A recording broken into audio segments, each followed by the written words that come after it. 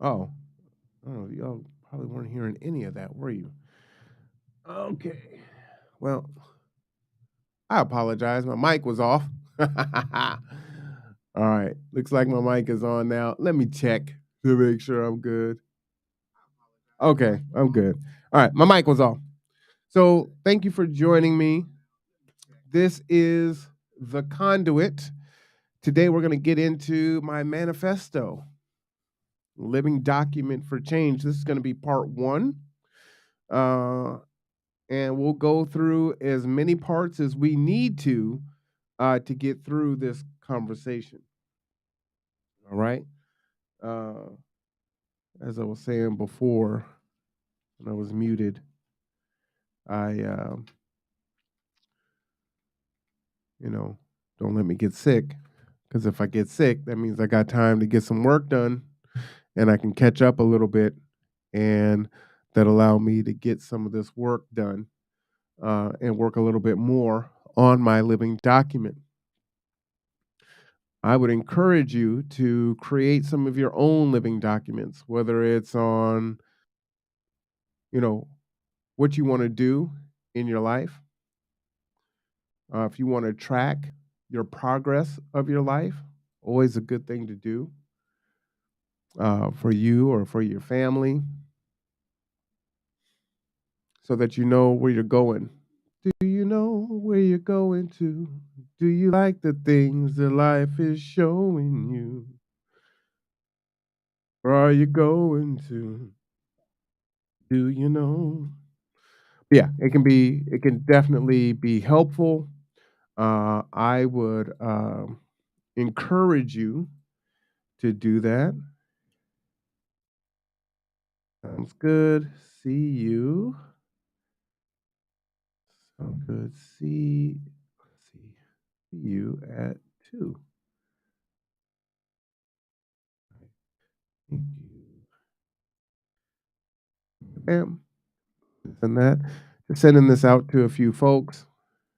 Uh, so that's another thing too, is when you uh, they don't like if you go live too many times back to back to back to back. They won't send out alerts. So a lot of folks are going to end up missing this conversation, which is, too bad. Too bad. So hopefully they will catch it later. And I don't mean too bad, like, I mean, I want them to watch it. That's kind of important in the point, right? But this is the third show today. And so they tend to not push uh, continuously, just push shows over and over and over again, right? They'll stop doing it. So I just want to make sure that few people get in here before I get going. And then we're going to go ahead and get into this manifesto. I have a 3, 4. Okay. What time do you want to meet? Boom, boom, boom. Thank you for your patience there. It is Monday. And while Monday is my favorite day, Monday is my busiest days. And I gotta let me be transparent here. There's been a little while where Monday wasn't being my favorite day for a while. I was a little kind of bummed about that. And I'm like, man, I love Mondays. What's going on? Mondays ain't hitting the same.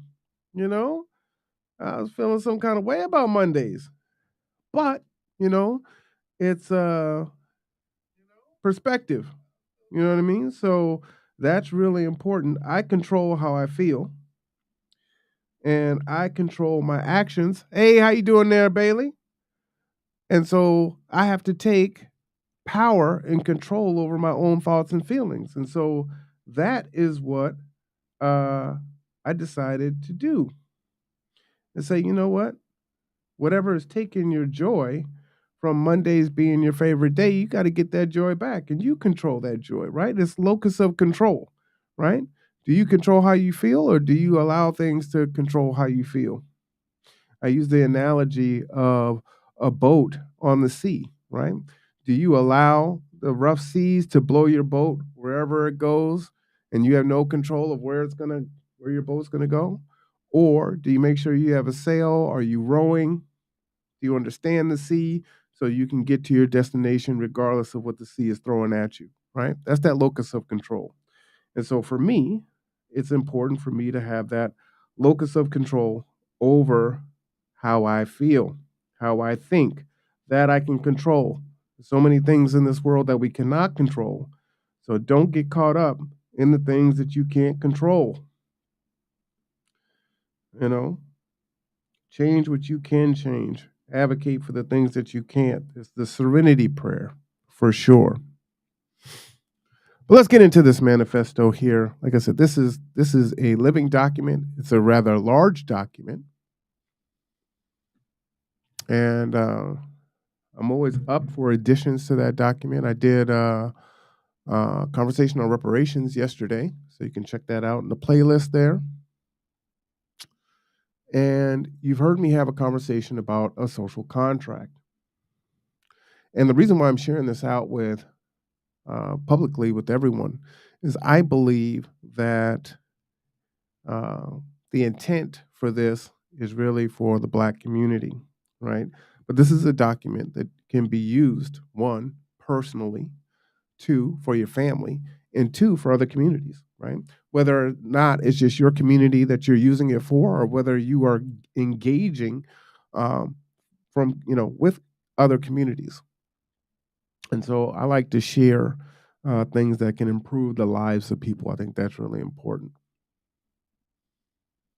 I think also many times as we're fighting this fight and we're struggling, we're trying to survive, trying to build, trying to create, we don't always have time to sit and muse and create and put our thoughts down, make sense of it, to tabulate and collect the positive things that we've come across in our lives from different cultures, from different people, and build this amalgamation of all of these things and build a better mousetrap, as they say. So, this is the social contract, right? Here's the table of contents. What we have is mentorship. And this isn't in any particular order.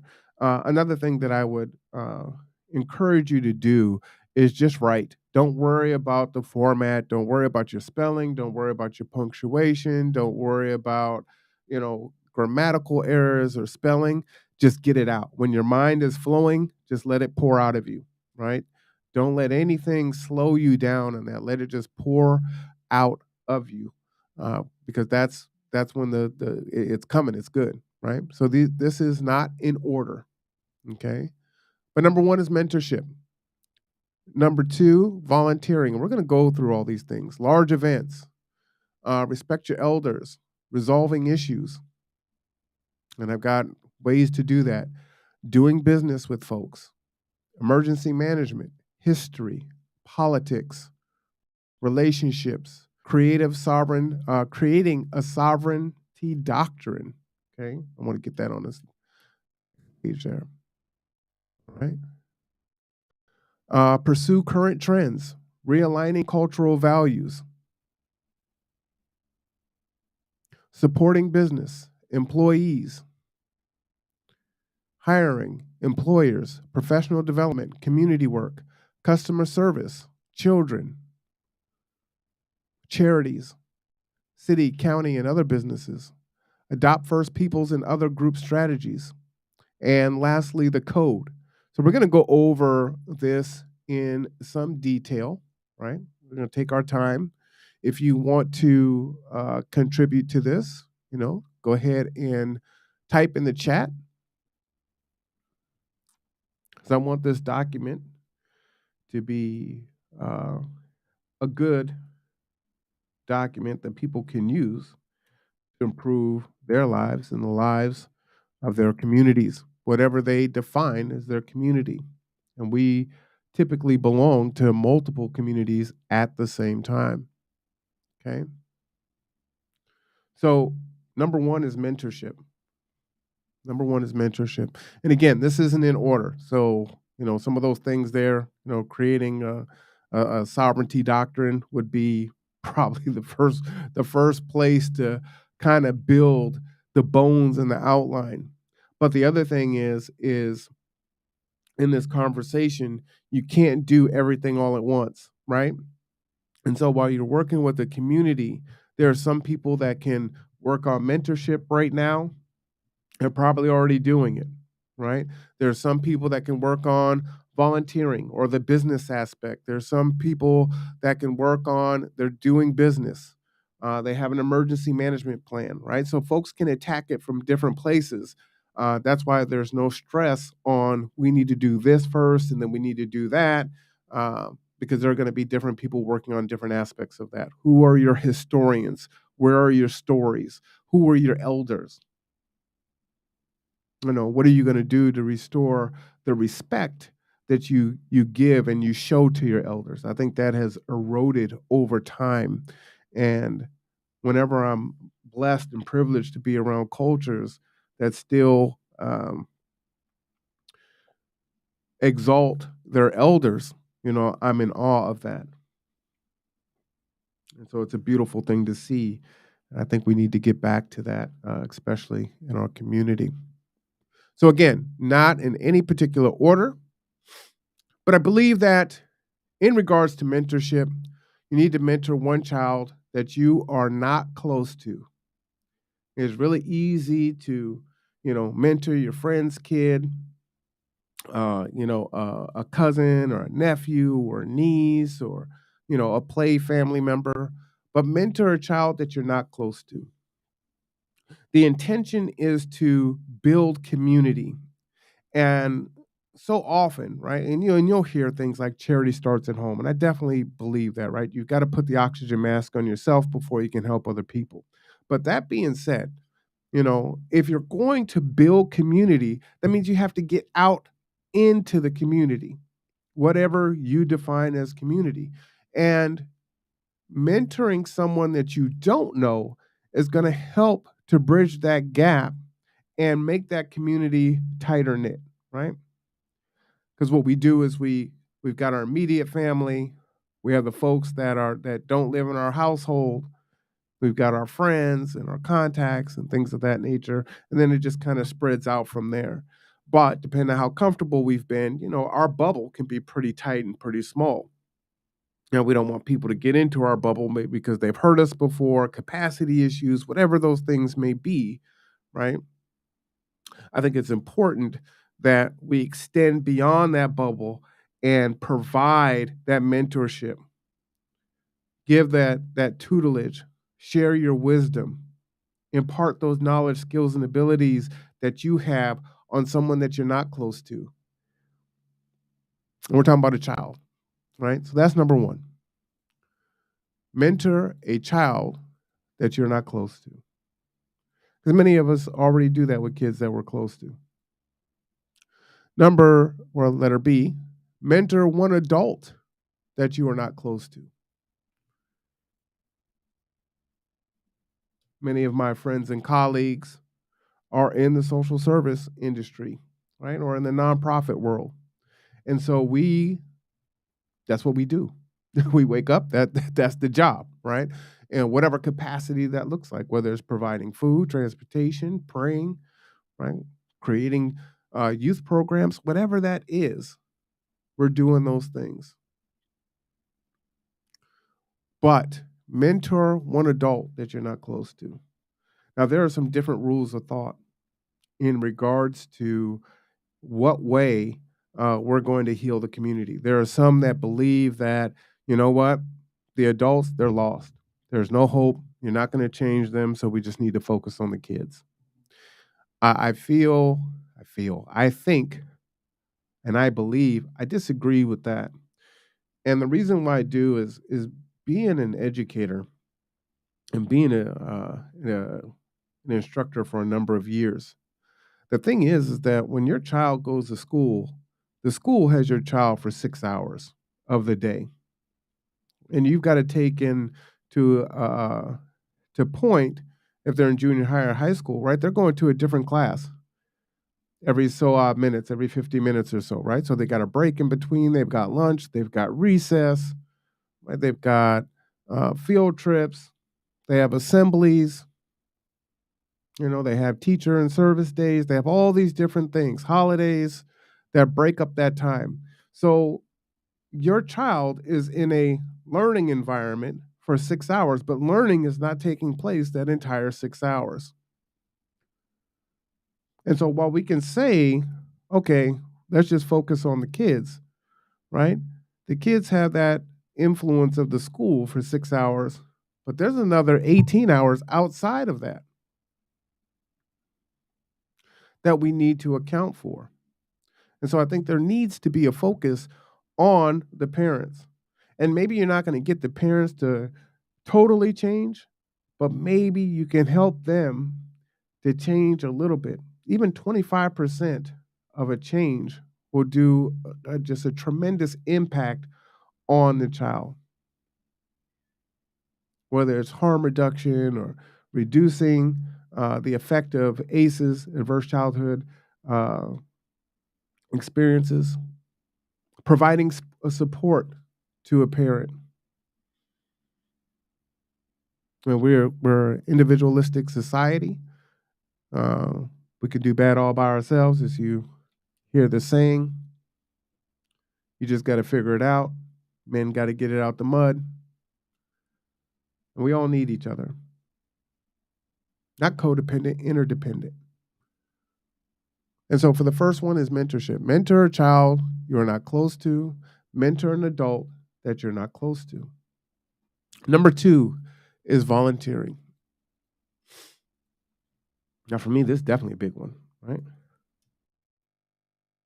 We thrive off of volunteering. G2 might not exist without volunteers.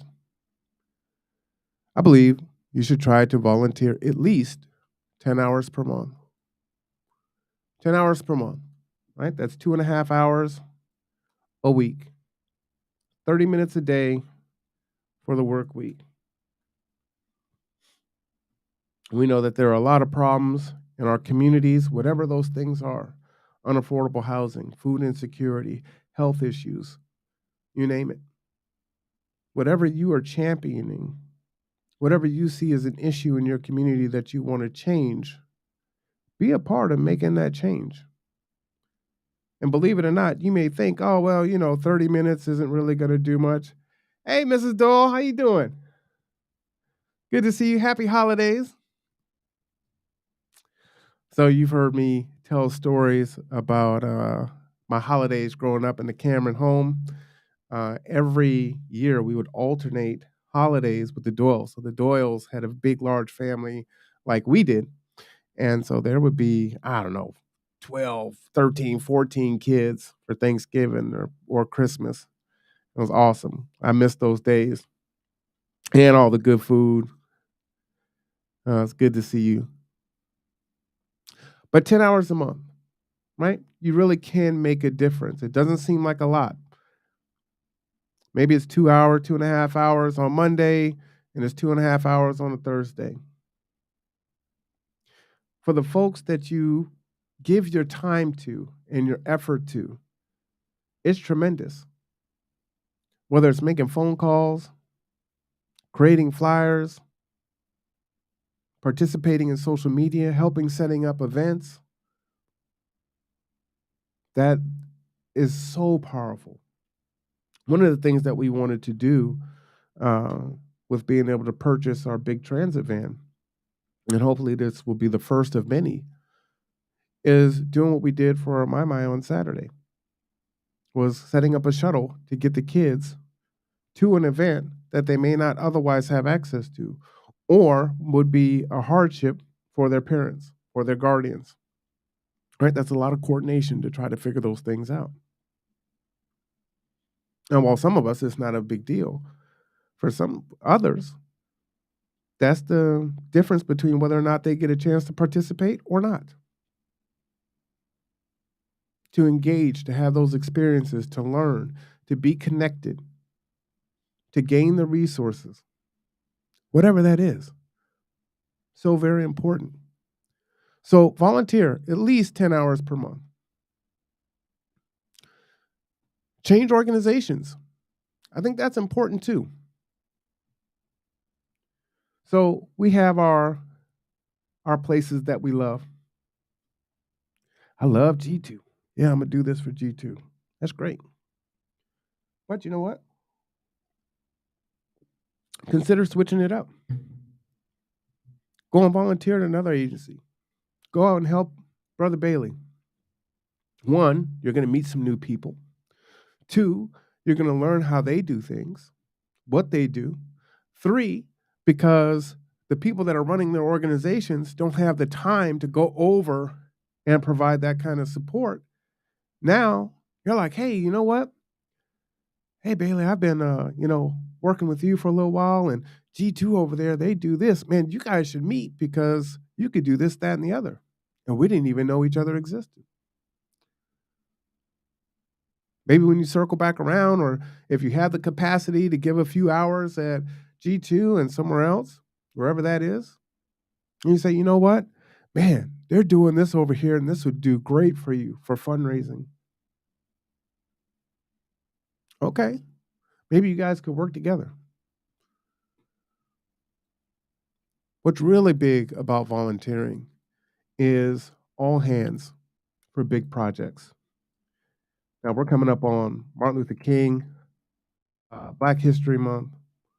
Deborah Jackson, Surviving Change, has a big event coming up. And she's able to do these things because of the grace of volunteers. And NAACP had their big women's event, lots of volunteers to help get that off for it to be a success. Make yourself available for those things. Get your kids involved in that. Bring your mentee to that. That's a great one, right? Exposure. Whenever I'm able to cover events and I bring folks that are just helping me record, and they're able to listen to speakers that they would not normally have access to, it allows us to have a conversation, and I can see their growth because they've been listening to a dialogue, and sometimes they actually even get to meet the people. But if they weren't there, maybe they're playing video games or shooting hoops or at the gym or doing something else. So it's a real opportunity. And it seems so small and insignificant, but it really is quite large. So number 2 is volunteering. Large events, all hands. Tabling is always probably going to be expected, right? Big events, going to staff a table. That's a big help to help folks get their equipment, their materials down, the table, the chairs, whatever their displays are. They want to make sure they have everything. They're practicing their elevator pitch, but undoubtedly they forget something. It's always helpful to help folks out during that time. All right, here's a really big one for me. Number 3, respecting elders. And I separated out volunteering and large events. Volunteering and large events, I mean, that's kind of goes under volunteering. So I made it its own. So technically this is number 4. But respecting your elders. What's really big, as I was saying before, are cultures that really respect their elders. And, I want to be clear. I think we should define what an elder is. An elder has wisdom. I don't think I don't view an elder as someone who is just old. I view an elder as someone who has some wisdom, who put their time in. And I would like to see our community, especially, get back to providing that reverence to our elders. And our elders can be cantankerous, get off my lawn. They may want to pontificate. But I think we have to get back to that. Our youth, our young adults, And even us as older adults, we are going to become those elders if we're so blessed.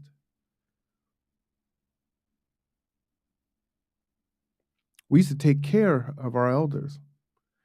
And I'm talking about countrywide now, right? We're seeing more and more elderly people on the street homeless. We need to get back to that. Taking care of our elders, supporting our elders. We talk about the trauma of our children. We talk about the trauma of folks being justice impacted, mental health issues, all these things. But we don't often talk about the mental health challenges that our elders have. And you think about a child who has this trauma, who is 8, 10, 12, 14, 18, right? They've been on the planet not even 2 decades. Now take a 6-decade-old elder with trauma,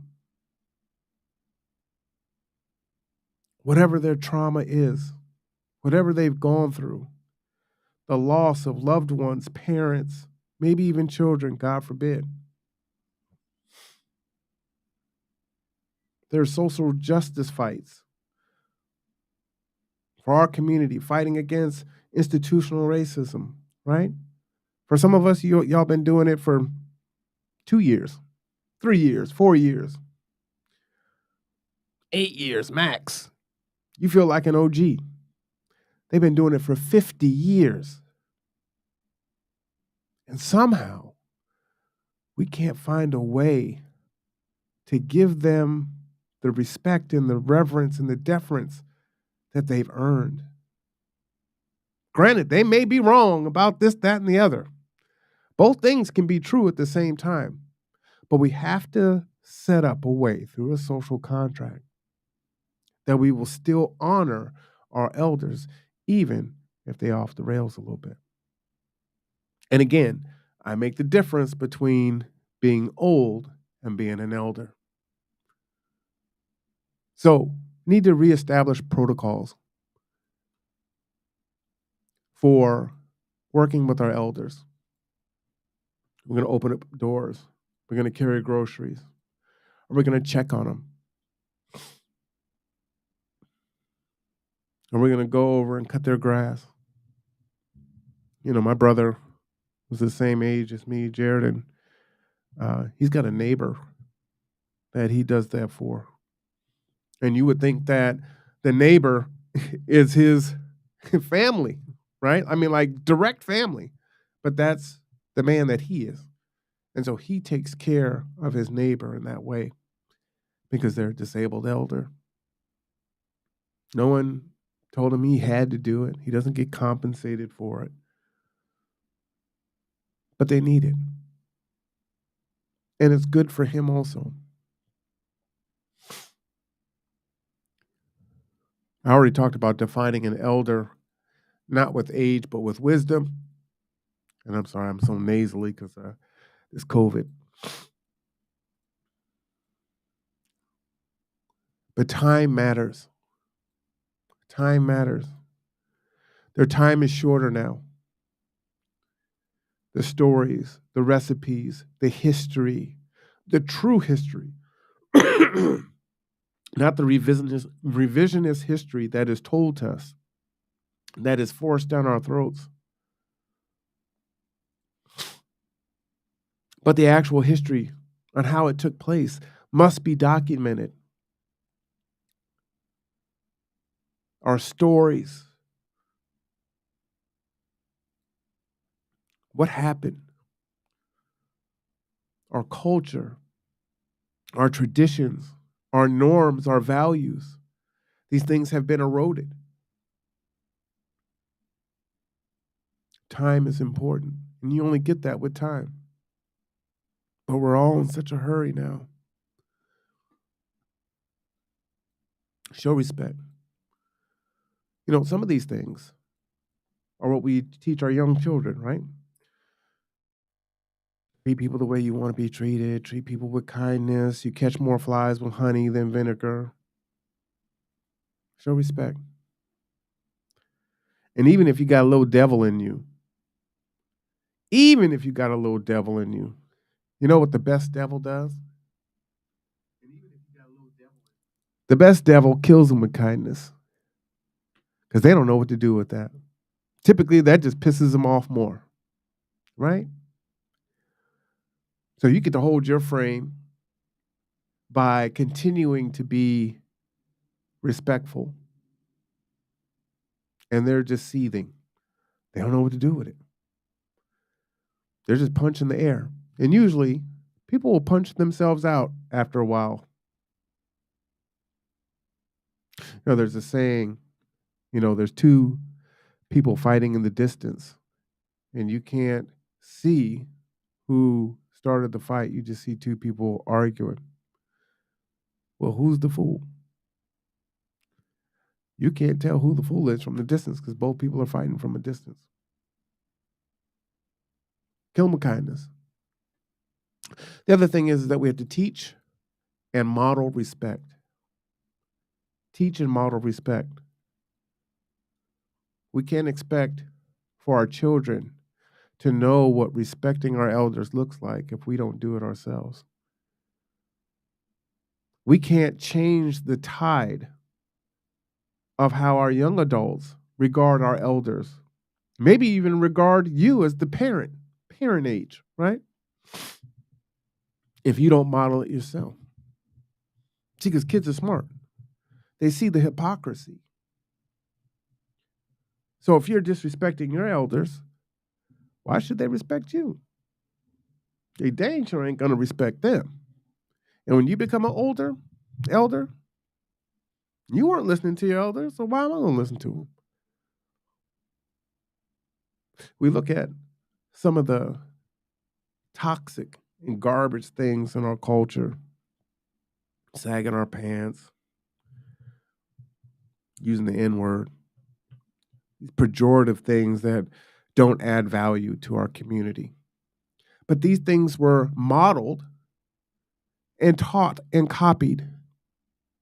So if we can take something like sagging your pants, which from historical accounts, people are saying came out of prison, right? Prison culture. If we can take something like that and adopt it into our culture, why can't we readopt teaching respect of our elders? There used to be a time where it didn't matter what was going on in the community. You weren't going to mess with someone's grandma or someone's grandpa. You could be in one of the most dangerous neighborhoods in America, but the elders were safe. See, that's not so now. And it doesn't have to be that stark of an example because we have disrespectful examples every day. Our elders are a big one. And if we are so blessed, one day we are going to become those elders. All right, the next one. This is a big one. Let me throw this one on the screen here. Resolving issues. Resolving issues. We get all the way to N. Oh, yeah. Look at all that. Okay. Let's go ahead and take that one at a time also. The grieved, the offender, or the outsider should be able to call for mediation in your community. Understand what I'm saying. I'm mad at you. I'll use Rob as an example, right?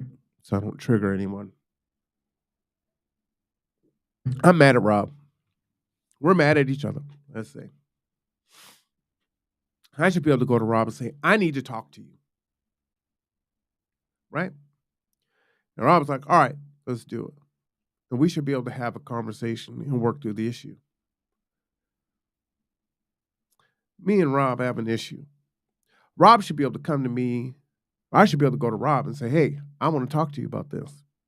And we should be able to come together and have this conversation. The third one,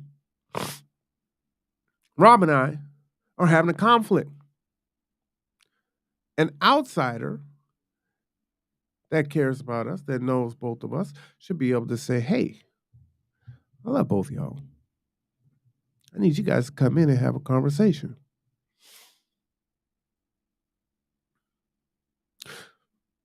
You know, I was sharing with on the No Cap Recap. Growing up, I was an angry young man. And even as a young adult, it takes a lot for me to get mad. Really does a lot. A lot, a lot, a lot. But when I do, I'm mad. And I'm mad for a long time. Days. I can be mad for days. And in my anger, sometimes I just want to be mad. My dad was definitely in my age, in my generation of Camerons, was not a or he was a, you know, don't spare the rod, spoil the child, right? I'm gonna get on them hind parts. But after the discipline is over, right? And so, you know, hey Marwan, how you doing? And I'm just face all turned up, right? Don't talk to me. I was like, that was yesterday, bro. You need to shake it off. You know, and I'm still angry. I'm still upset. I want to be mad. Sometimes when I was younger, he would tickle me, right? Which I'm super ticklish, so I would laugh. And that would just piss me off more, right? Like you are being tickled and you're getting more mad. Like, how illogical is that? That's crazy. So we can stay in that mindset. We can stay in that mind, in that frame of mind. And we don't realize what damage we're doing when we're in that mindset. See, because when we're angry, especially as adults, right? When we're angry, it's just like a bad review at a restaurant. You know, they say, you know, good news travels, but bad news travels 10 times as fast. And it's true. You're more likely to leave a bad review than you are a good review. You're more likely to tell people about a bad experience you had at a fast food restaurant than a good experience. Oh my gosh, man, you don't understand. Those chicken nuggets from the East Side McDonald's was slapping, man. The sour cream and onion, or sour cream and onion. That sounds disgusting. The sweet and sour sauce was, man, off the chain. We don't tell stories like that, right? What we say is, yeah, the ice cream machine was down again at the East, at the East Bremerton McDonald's. Those are the things that we say. So when we're in conflict with someone and someone asks us about that person, or if we're sharing that on our own volition, man, Rob did this. Man, I'm so tired of Rob's S. Rob this, Rob that, Rob, right? All negative. Well, how many people am I going to say that to? It's one of the things I used to tell my sisters growing up. Like, oh, they're mad at their boyfriends. And so they say, yeah, daddy, this, he did this, he did that. Well, if you tell your father, if you tell your brothers negative stuff that your boyfriend has done, how are we going to view your boyfriend? It ain't going to be positive, right? So now that you done made up with him and you all lovey-dovey again and you want to bring him around, we're like, no, I'll bring that buster over here, right? Because we remember what you said, how you were feeling, that he wasn't treating you right. And so the same thing tracks in our relationships with each other. So now I go and I have a conversation with Jewel. I'm talking about Rob. Man, Rob, man, he just did this, that, and the other.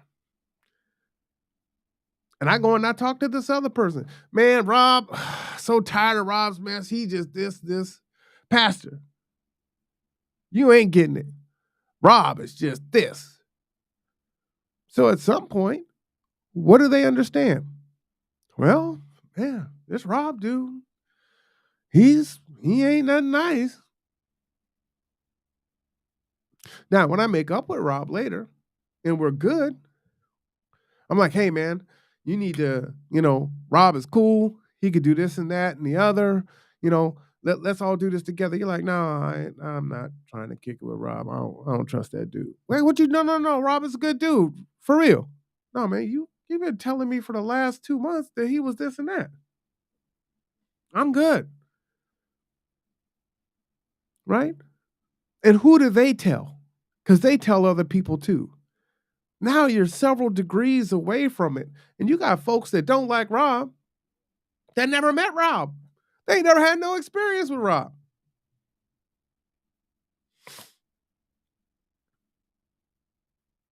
One of the most harmful things that we can do is say to a person that you got to make a choice. That if you are going to interact with the person, you ain't gonna be interacting with me. That you're gonna try to control a relationship that someone else has because of how you feel about the particular person. Bollocks. I've been watching a lot of different TV lately. Remember, I've been sick.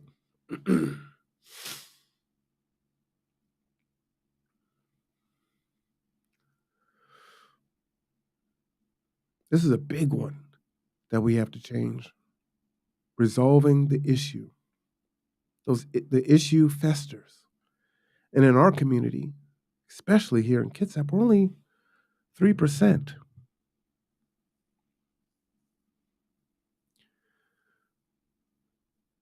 So understand, right? If there's 300,000 people in this county, 10% of 300,000 is 30,000. 1% is 3,000. 3% is 9,000. 9,000 people in a sea of 300,000. Ain't enough of us to be beefing. Not enough resources. Think about that on a national scale. We are allegedly 13%, 13 to 15% of the population. What are we, 400 million here? 10% of 400 million is 40 million. 1% is 4 million. So 13% would be about 52 million people. 52 million in a sea of 400 million.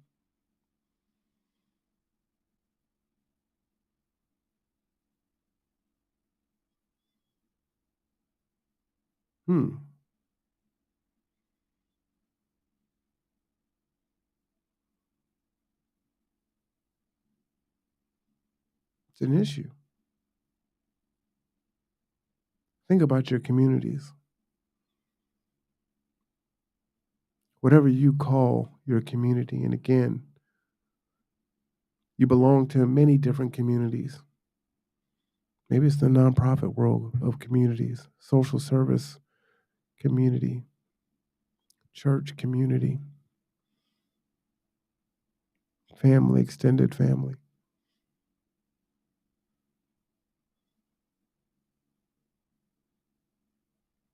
You don't have the numbers to have a conflict. So you got to find a way to resolve issues.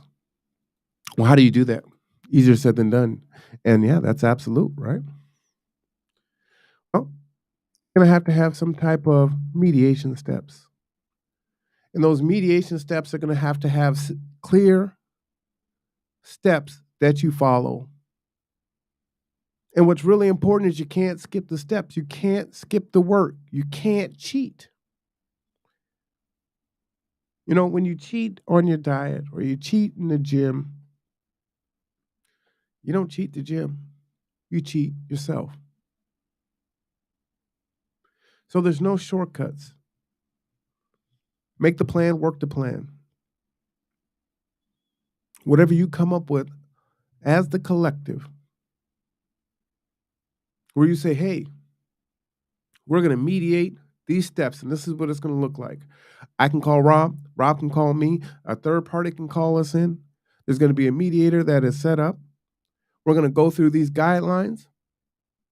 We know that some of these issues can be very emotional and explosive. We know that we're dealing with different personalities and different perspectives. We know some people aren't able to get their words in edgewise.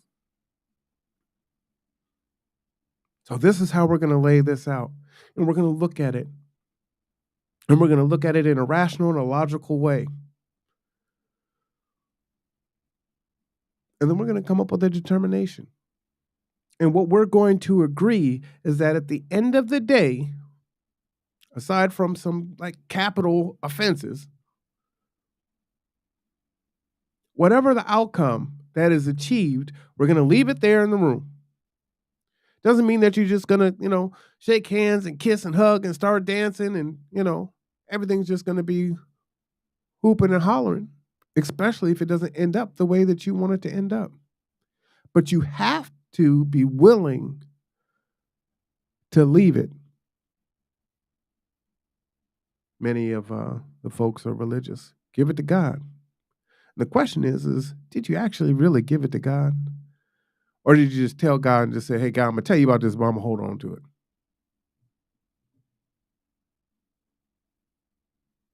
So once you've done the work, once you've done the steps, you got to leave it there. And it requires the mediator to be impartial, to not be biased.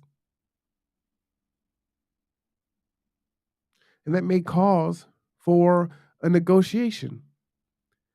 Maybe it's a situation where, hey, you know what? There's multiple food vendors. And I was the one that brought this opportunity in, and now I lost out on this opportunity, right? They want to go with another vendor in the collective. And I feel some kind of way about that because, man, I need the money, and I was the one that brought this thing in, and now they want to go over here. However, right, I'm just creating an arbitrary scenario. So how do we work that out? If you're going to lose the vendor, would you be petty enough to say, well, if I can't have it, then no one can have it? Well, that's not going to build a community. Can you partner together where you give the client what it is that they want from company B, but company A is able to help either with labor or supplementing some of their things? Because maybe it's just a thing of, hey, you know what? I like you, but you're not proven. I haven't really had your food before. I don't know if you have the capacity to cook for 200 people, whatever the case may be. I'm going to do some of that, and we're going to split the profit. I'm not going to get the lion's share of it, but I'm just going to do the desserts. So I'm going to do this one signature thing so I can showcase that with them so that the next time that's out there. Or is it a thing of, all right, then this is what we're going to do. I brought this in. This was your contract. You're going to execute it because, I can't make them do business with you. But the next opportunity that comes up, I'm going to give to you.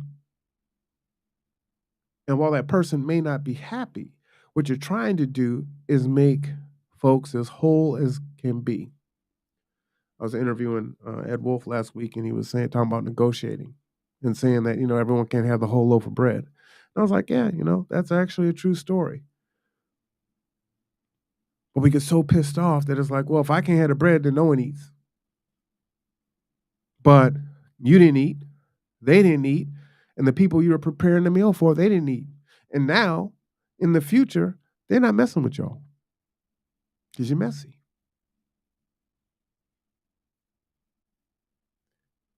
See, when there's nothing at stake and we can just have the conversation, it's so easy, it's so logical.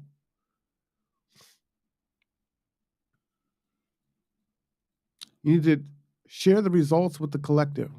I think one of the big issues that hold back communities, especially our community, is there's so many parts that are so secretive.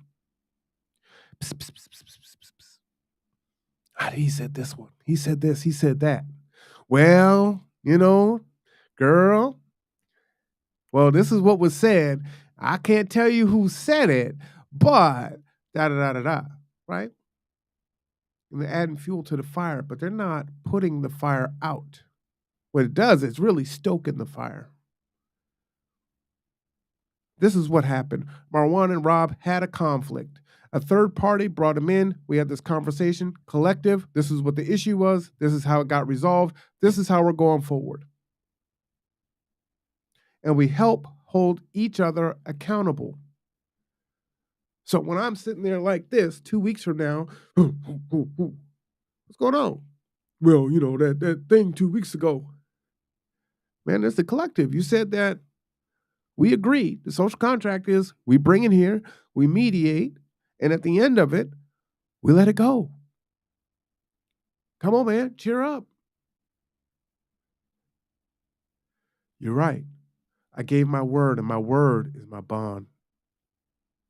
My word is my bond. I gotta let it go. Why am I holding on to this? Life is too short. What else are you holding on to today?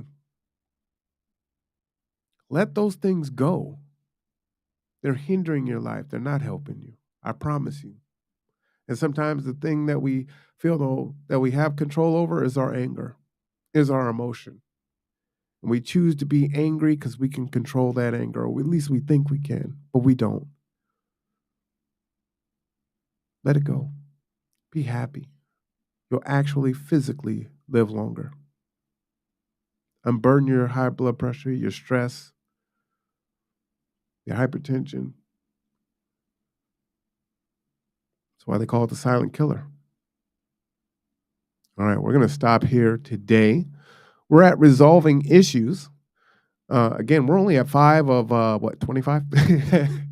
This manifesto's long. There's going to be several parts to it, but I wanted to get a little piece in. But I have a meeting that started a minute ago. So let me jump into my meeting, and I will see you guys next time. I'm R1 Cameron. This is the conduit. This is the manifesto.